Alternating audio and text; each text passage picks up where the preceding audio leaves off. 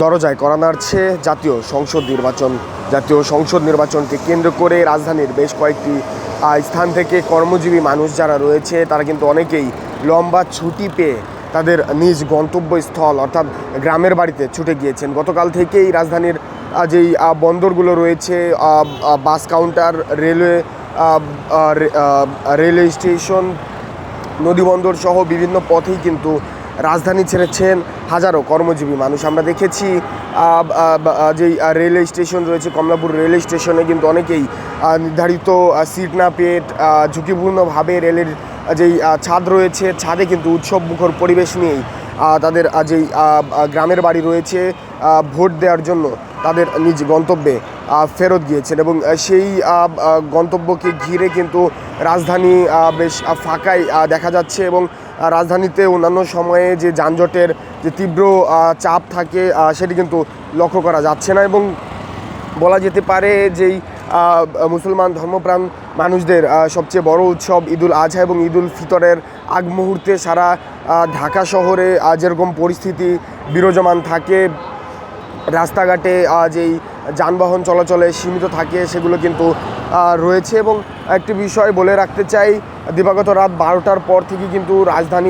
রাজধানী সহ সারা দেশেই মোটরসাইকেল চলাচলে নিষেধাজ্ঞা দেওয়া হয়েছে এবং সেক্ষেত্রে কিন্তু লক্ষ্য করা যাচ্ছে যে পুরো রাজধানী জুড়েই কিন্তু মোটরসাইকেল সীমিত হয়েছে। আমরা দেখেছি হাতে গোনা কয়েকজন কিন্তু নিষেধাজ্ঞা অমান্য করেই মোটর বাইক নিয়ে বের হয়েছেন এমন চিত্র লক্ষ্য করা গিয়েছে। এবং গণপরিবহনের কথা যদি বলি, গণপরিবহন চলাচলে কিন্তু বেশ সীমাবদ্ধতা আমরা দেখছি। যেই রাজধানীর যেই বিভিন্ন স্থানে যে গণপরিবহনগুলো চলাচল করতো বিভিন্ন রুট দিয়ে, সেই গণপরিবহন চলাচল কিন্তু কিছুটা সীমিত হয়েছে এমনটি লক্ষ্য করা গিয়েছে এবং তীব্র যানজটের শহর ঢাকার পুরো চিত্রই কিন্তু বদলে গিয়েছে আসন্ন ত্রয়োদশ জাতীয় সংসদ নির্বাচনকে কেন্দ্র করে। যেমনটি বলছিলাম, এই নির্বাচনে কিন্তু টানা 3 দিনের লম্বা ছুটি পেয়ে অনেকেই উৎসবমুখর পরিবেশ নিয়ে তাদের যেই গ্রাম রয়েছে মাটির টানে তাদের পরিবারের সঙ্গে কিন্তু দেখা করতে গ্রামের বাড়িতে চলে গিয়েছেন এবং আমরা দেখি ঈদের সময় কিন্তু ঈদের আনন্দ ভাগাভাগি করতে অনেকেই ট্রেনে, লঞ্চে, বাসে কিন্তু ঝুঁকিপূর্ণ অবস্থায় যাতায়াত করেন। তেমন চিত্রই কিন্তু লক্ষ্য করা গিয়েছে রাজধানীর কমলাপুর রেলওয়ে স্টেশনে। মুসলমান সম্প্রদায়ের সবচেয়ে বড় উৎসব ঈদুল আজহা এবং ঈদুল ফিতরের মতোই কিন্তু অনেকেই ঝুঁকিপূর্ণভাবে চলাচল করেছেন গতকাল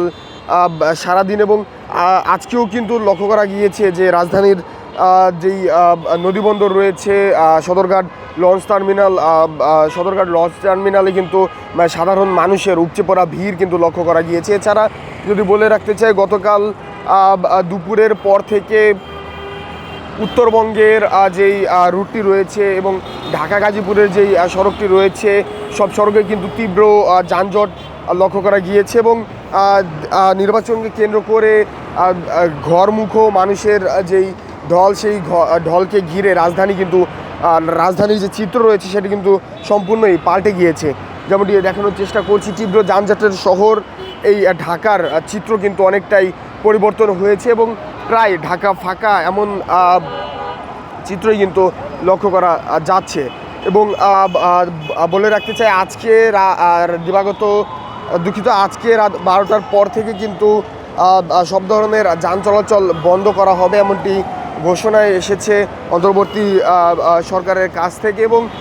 একটু বলে রাখি, দিবাগত রাত 12টার পর থেকে কিন্তু মোটর বাইক চলাচলে নিষেধাজ্ঞা দেওয়া হয়েছে এবং সেই নিষেধাজ্ঞাকে কেন্দ্র করে এবং ঘরমুখী মানুষের যে উপচে পড়া ঢলকে কেন্দ্র করে রাজধানীর যে চিত্র সেটি কিন্তু সম্পূর্ণই পরিবর্তন লক্ষ্য করা যাচ্ছে। তীব্র যানজটের এই শহর কিন্তু ফাঁকা প্রায় লক্ষ্য করা যাচ্ছে। হাতে গোনা কয়েকটি সিএনজি, প্রাইভেট কার এবং গণপরিবহন দেখা গেলেও প্রতিদিনের তুলনায় কিন্তু আজ সেরকম উপচে পড়া যানজট কিন্তু লক্ষ্য করা যাচ্ছে না। এবং একটি বিষয় বলে রাখতে চাই, গতকালকে ঘরমুখো মানুষের যেই ঢল, সেই ঢলকে কেন্দ্র করে আমরা দেখেছি রাজধানীর বেশ কয়েকটি স্থানেই যেই দূরপাল্লার বাস রয়েছে বা গণপরিবহন রয়েছে সেখানে কিন্তু 2 গুণ থেকে 3 গুণ পর্যন্ত ভাড়া হাঁকানোর অভিযোগ উঠেছে এবং যেমনটি দেখছেন রাজধানীর কারওয়ান বাজার থেকে আপনাদেরকে যুক্ত করেছি এবং দেখানোর চেষ্টা করছি আসন্ন ত্রয়োদশ জাতীয় সংসদ নির্বাচনকে কেন্দ্র করে সম্পূর্ণ রাজধানী কিন্তু প্রায় ঢাকা ফাঁকা প্রায় লক্ষ্য করা যাচ্ছে।